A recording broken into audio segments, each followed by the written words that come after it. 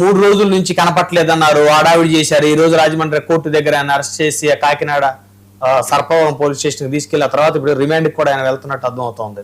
అంటే ఈ 3 రోజులు ఎక్కడికి వెళ్ళాడు ఆయన? అంటే మన రాష్ట్ర పోలీస్ వ్యవస్థ అంత వీక్ గా ఉందా?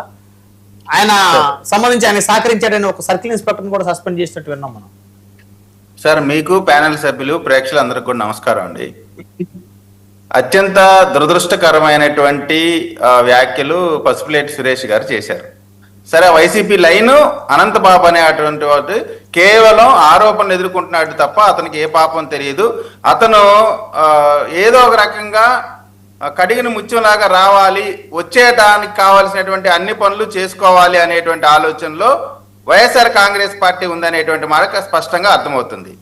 ఒక పేద దళిత యువకుడిని చంపేసి ఆయన కారులోనే ఇంటి దగ్గరికి తీసుకొచ్చి డెడ్ బాడీని పంపించి డెడ్ బాడీని డెలివరీ చేసి యాక్సిడెంట్ అని చెప్పి తర్వాత పోస్ట్ మార్టం రిపోర్ట్లో ఆయన ఏదైతే వీధి సుబ్రహ్మణ్యం అంటే డ్రైవర్గా పనిచేసేటువంటి ఒక దళిత కులానికి సంబంధించిన డ్రైవరు, అతను వీధి సుబ్రహ్మణ్యాన్ని మర్మాంగాల్లో తీవ్రమైనటువంటి దెబ్బలతో కూడినటువంటి టార్చర్ జరిగి ఆయన బాడీ మీద అనేకమైనటువంటి గాయాలతో అతన్ని హత్య చేశారు. చాలా పైశాచికంగా క్రూరంగా అనేటువంటి మాట వచ్చిన సందర్భంగా ఆయన డెడ్ బాడీని డెలివరీ చేసిన తర్వాత కూడా 2 రోజులు శుభకార్యాలకి అటెండ్ అయ్యాడు.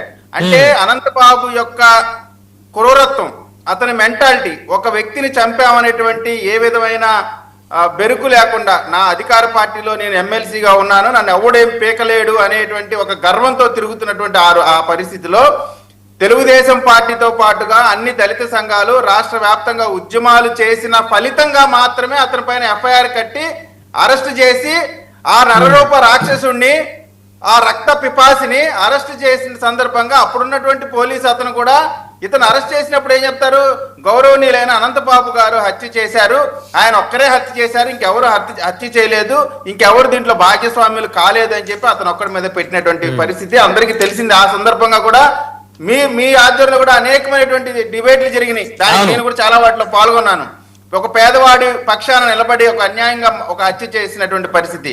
ఈ రోజు ఇది అనంతబాబు ఏదో రాజకీయంగా తీసుకొచ్చారు అనేటువంటి మాట వైసీపీ చాలా తేలిగ్గా చెప్తా ఉంది. ఒక దళిత యువకుని చంపిన దాని మీద కనీస బాధ్యత లేకుండా మాట్లాడుతున్న వైసీపీని ఖచ్చితంగా ప్రజలు గుర్తు పెట్టుకుంటారు, మీకు గోరీ కడతారు. ఇవాళ ఎందుకు వచ్చింది ఈ వివాదం అంతా? ఇప్పుడు ఈ కేసు విచారణకు వచ్చింది. బ్రహ్మనాయుడు గారు, అవును, కేసు ఫైనల్ అయిపోతా ఉంది.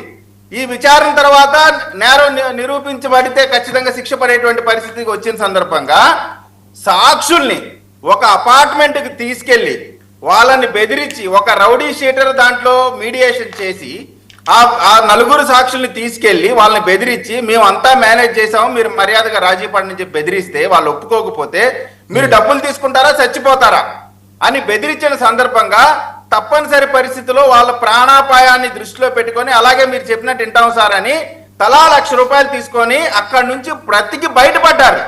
అక్కడి నుంచి బ్రతికి బయటపడ్డ తర్వాత వాళ్ళు పోలీస్ స్టేషన్కి వెళ్ళి కంప్లైంట్ ఇచ్చారు.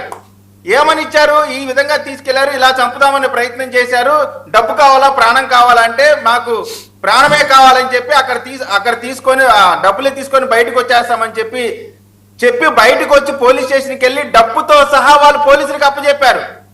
ఇది కాక ఆ రౌడీ షీటర్ ఎవడైతే మీడియేషన్ చేశాడో ఆ మీడియేషన్ చేసిన రౌడీ షీటర్ ఏం జరిగిందో అని వాడిని విచారిస్తే నాకు 25,000 అడ్వాన్స్ గా ఇచ్చారని చెప్పి మిగతా డబ్బులు అంచెలంచెలుగా ఇస్తారని చెప్పి పోలీసు విచారణలో చెప్తే ఆ 25,000 కూడా రికవరీ చేశారు. అంటే ఇటువంటి కార్యక్రమాలు కేసు నుంచి తప్పించుకోవడానికి వీళ్ళు చేస్తా ఉంటే ఇటువంటి నరరూప రాక్షసుణ్ణి వీడొక కేవలం నేరారోపణ పట్ల బాధితుడిగా వీళ్ళు చెప్తున్నారు. కానీ